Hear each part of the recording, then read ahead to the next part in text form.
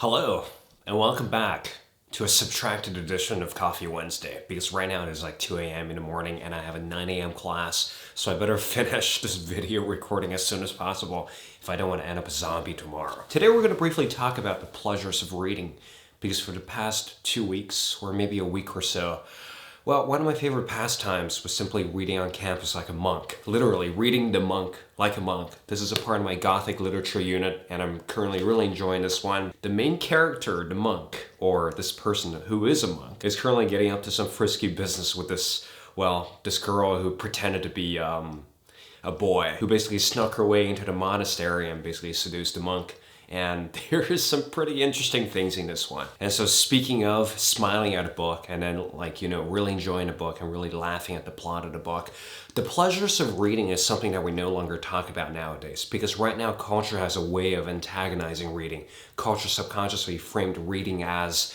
this very elite activity certain groups of people do. Oh, you're that kind of guy who reads, you're that kind of girl who reads. And basically, if you say you read books, or if you say you're really into, should I say, harder books like classical literature, or Gothic fiction, or the canon for that matter, or philosophy books, people tend to categorize you into a category of, very mentally rigid people. Basically, every book that you start right now becomes like a project that you have to dig through. Becomes like a really tough challenge, so to speak. And of course, the culture that we're in right now has a particularly low attention span. It is no wonder that right now we no longer talk about books. We no longer regard books as objects of pleasure, or we no longer regard the act of reading as acts of pleasure. But think back to your childhood, for example. Think back to the time when you were really into reading and stuff.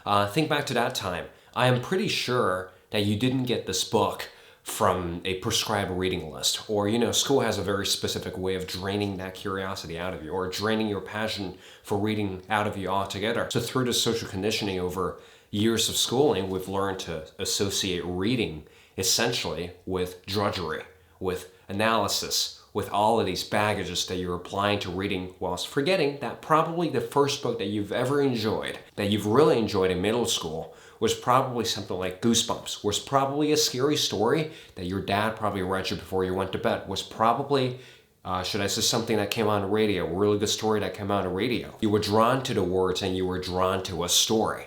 And human beings are storytelling creatures and story listening creatures. And if there is a piece of fiction out there, we need to basically get back to that very young state of appreciating a story, of getting that sort of appreciation for literature back, appreciation for those sentences that tell a story. We need to basically get that appreciation for stories back and change the narrative in our brains, and to stop viewing reading as a drudgery. Even difficult books sometimes, personally I think, should not be treated with this kind of drudge, should not be treated with this kind of oh my god, I have to read again. And last year over my French major unit, I had the opportunity to study this little unit called The Pleasures of Reading. And in fact, this is basically an exploration of the reading culture in France. And this is basically a unit that selected clippings from various famous writers and their descriptions of the pleasures of reading. There's descriptions of having a fun day at the beach reading a book. There are descriptions of sneaking into their parents' attics and finding a lot of old books,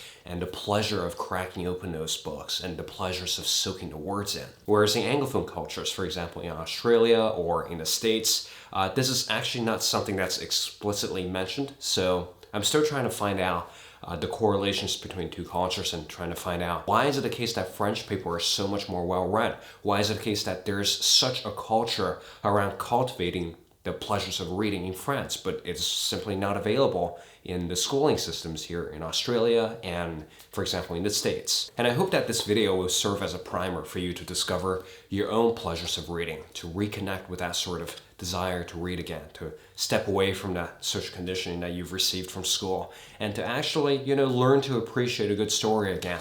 This will be one of many videos in the future, which I will do on reading. So I'm basically going to get back to the wagon of making videos on how to read again. So this is basically my commitment to bring back the pleasures of reading to the following generations. And this is one of my many life purposes. And I hope you have enjoyed this episode of Coffee Wednesday. And I really do think that I'm going to need a lot of coffee tomorrow if I want to be functional. Nevertheless, RC Walden here. Thank you guys for watching, and I will see you in the next one.